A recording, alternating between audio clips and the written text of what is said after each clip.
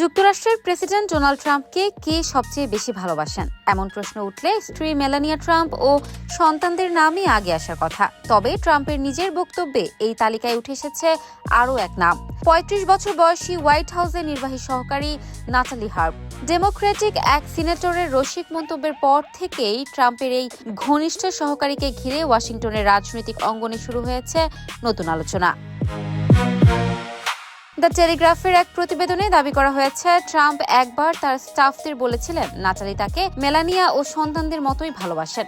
ট্রাম্পের ভাষ্য অনুযায়ী অন্যরা একসময় চলে গিয়ে অর্থ উপার্জনে ব্যস্ত হবে, কিন্তু নাটালি কখনো তাকে ছেড়ে যাবেন না। নাটালিকে ঘিরে বিতর্কের সূত্রপাত গত ১৬ আগস্ট। এক জনসভায় ডেমোক্রেটিক সিনেটর জন ওসফ ব্যঙ্গ করে বলেন, ট্রাম্প বলরুম তৈরি করতে চান এবং নাটালিকে সঙ্গে নিয়ে কাতারের দেয়া বিলাসবহুল বিমানে ভ্রমণ করতে চান। তার এই মন্তব্যের পর ট্রাম্পের সমর্থক ও রিপাবলিকানদের মধ্যে তীব্র প্রতিক্রিয়া দেখা দেয়। এমনকি হোয়াইট হাউসের এক মুখপাত্রও ওসফকে ব্যক্তিগতভাবে আক্রমণ করেন।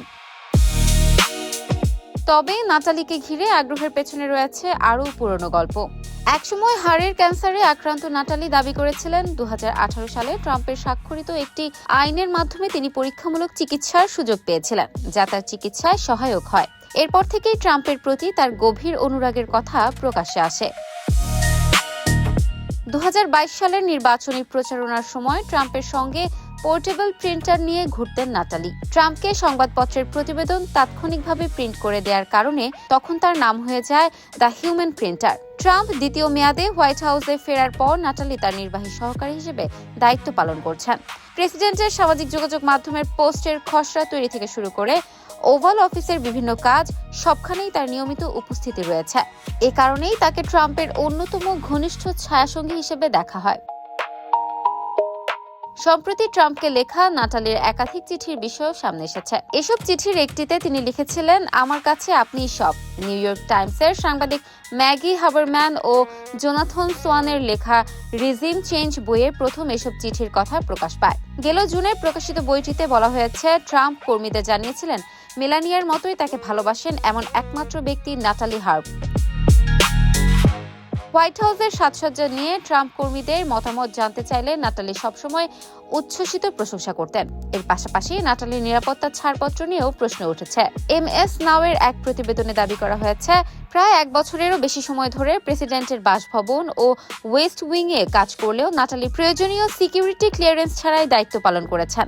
পরে ট্রাম্পের হস্তক্ষেপে তিনি ওই নিরাপত্তা যাচাইয়ের জন্য আবেদন করেন এবং সম্প্রতি ছাড়পত্র পান বলে প্রতিবেদনে উল্লেখ করা হয়েছে।